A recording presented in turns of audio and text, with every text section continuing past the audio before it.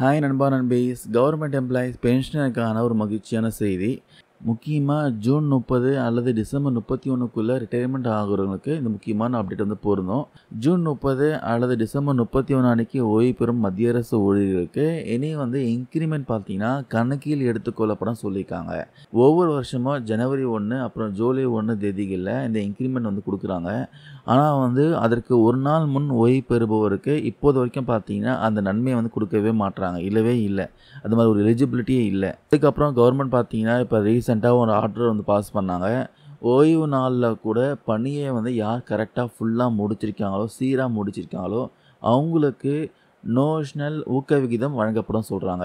Notional increment வந்து கிடைக்கும். இது வந்து ஓய்வூதிய கணக்கீட்டிற்காக மட்டுமே பயன்படுத்தப்படும் சொல்லியிருக்காங்க. இந்த ஊக்க விகிதம் பார்த்தீங்கன்னா ஊதிய உயர்வுக்கோ ஏர்ன்டு லீவு அதுக்கப்புறம் கிராஜுவிட்டி போன்ற பிற நன்மைக்கு பொருந்தாது சொல்லியிருக்காங்க. ஓய்வூதியத்திற்காக மட்டுமே இது கணக்கிடப்படும் சொல்லியிருக்காங்க. 2006க்கு முன்னாடி பார்த்தீங்கன்னா ஊக்க விகித தேதிகள் வந்து தனித்தனியாக இருந்துச்சு. அப்புறம் 2026 முதல் பார்த்தீங்கன்னா ஜூலை 1, அதுக்கப்புறம் 2016 முதல் ஜனவரி 1 ஜூலை 1 கொண்டு வந்தாங்க. அந்த நாள் தான் பார்த்தீங்கன்னா இந்த இன்க்ரிமெண்ட் டேட்டா வந்து ஃபிக்ஸ் பண்ணி நிர்ணயம் பண்ணாங்க.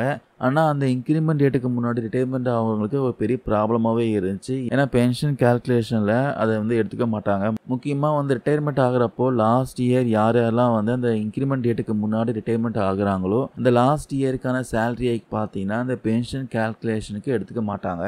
அதுக்கப்புறம் உயர்நீதிமன்றம் உச்சநீதிமன்றத்தெலாம் கேஸ் வந்து ஃபைல் ஆச்சு.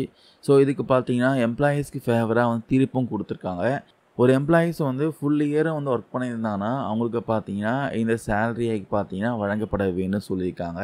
இந்த நன்மையை வந்து யார் யாருக்கெல்லாம் பெற முடியும் பார்த்தீங்கன்னா ஜூன் 30 டிசம்பர் 31 அன்னைக்கு ஓய்வு பெறுவர்கள் பெற முடியும். அவங்களுடைய சர்வீஸ் ஸ்பீடு வந்து ப்ராப்பராக முடிச்சிருந்தாங்கன்னா சரியான பணி செயல்பாடு நல்ல நடத்தை இதெல்லாம் வந்து கொண்டவர்கள் கண்டிப்பாக இதுக்கு எலிஜிபிலிட்டி. இந்த நோஷனல் இன்க்ரிமெண்ட் பார்த்தீங்கன்னா ஓய்வூதிய கணக்கீட்டிற்காக மட்டுமே பயன்படுத்தப்படுமோ சொல்லியிருக்காங்க. பார்த்துக்கோங்க. இதனால கண்டிப்பாக ஆயிரக்கணக்கான ஓய்வூதியதாரர்கள்லாம் கண்டிப்பாக பயன்பெற முடியும். இதுக்கு முன்னாடி பார்த்தீங்கன்னா ஜஸ்ட் ஒரு 1 டே வித்தியாசம் காரணமாக இந்த பென்ஷன் ஹைக்கு வந்து இழந்தவங்கலாம் இப்போது இந்த நியாயமற்ற சூழ்நிலைக்கு ஒரு முடிவு வைத்திருக்காங்க. கவர்மெண்ட்டும் பார்த்தீங்கன்னா புது ஆர்டர் பாஸ் பண்ணியிருக்காங்க. இனிமேல் உங்கள் பென்ஷன் கேல்குலேஷனில் இந்த மாற்றம் இருக்கும். இந்த பதிவில் நான் ஷேர் பண்ண அப்டேட் வந்து யூஸ்ஃபுல்லாக இருக்கும்னு நினைக்கிறேன். இது பற்றி உங்களுடைய கருத்துக்கள் டவுட் எதனா இருந்தால் கமெண்ட்ஸ் கமெண்ட் பண்ணுங்கள், கிளாரிஃபை பண்ணலாம். தேங்க்யூ நண்பர் நண்பீஸ்.